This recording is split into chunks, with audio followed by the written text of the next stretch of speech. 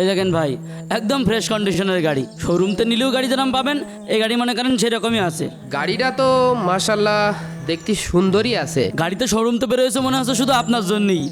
আপনি লং ড্রাইভে যাবেন, অ্যাপাসি আরটিআর তারপরে পালসার মনে করেন এর কাছে কিছুই না। গাড়িটা আপনি নেন। তা ভাই কত কি রাখবেন? আপনার জন্য আমি গাড়ি 1,00,000 বেশি ঠিক করেছি। আপনি যেহেতু আমার মসজিদের মুসল্লি, আমার পুরোপুরি বিশ্বাস আছে যে আমি 1 টাকাও ঠকবো না। এই নেন। এই নে 70 টাকা। এবার আবার কমিশনটা দে। এই নে তোর 5,000 টাকা নে। তোর কাছে কি টাকা আমি ভিক্ষে যাচ্ছি? 25,000 টাকা দিবি। এই নে তোর টাকা ধর, আমি তোর গাড়ি ফেরত এনে দিচ্ছি।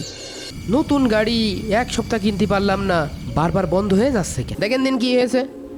গাড়ি তো ট্যাঙ্কি নষ্ট হয়ে গেছে, ট্যাঙ্কির ভিতরে যে জং ধরে গিয়েছে, ভিতরে সব নষ্ট হয়ে গিয়েছে। আরে আল্লাহ! ইমাম সাহেব গাড়ি কত দিয়ে কিনেছেন? গাড়ি তো 1,20,000 দিয়ে কিনেছি। গাড়ি তো আপনি 20,000 টাকা ঠকে গিয়েছেন। কি 20,000 টাকা ঠকিয়ে গিয়েছি?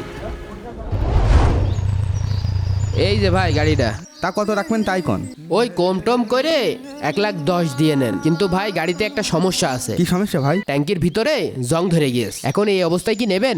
70,000 টাকা হলে দিয়ে যান। 70,000 টাকায়? না ভাই, আমি গাড়ি বিক্রি করব না। আপনারা এই সমাজে মুনাফিক চিনবেন কি করে? যারা আপনাকে মিথ্যা বলে পণ্য বিক্রি করে, এরাও মুনাফিক। ভাই এই যে গাড়ি ভাই 80,000 টাকা হলে ঠিক হয়। ভাই 80-85,000 টাকা হলে তো একদমই লস হয়ে যায়। আপনি ওই 90,000 টাকা সমান সমান করে দিয়ে নেন। উনি দেখো তিনি তোমার জন্য গাড়িটা কিনে আনলাম। তুমি এই গাড়ি কয় টাকাতে কিনেছো? কিনেছি 1,05,000 টাকা দিয়ে।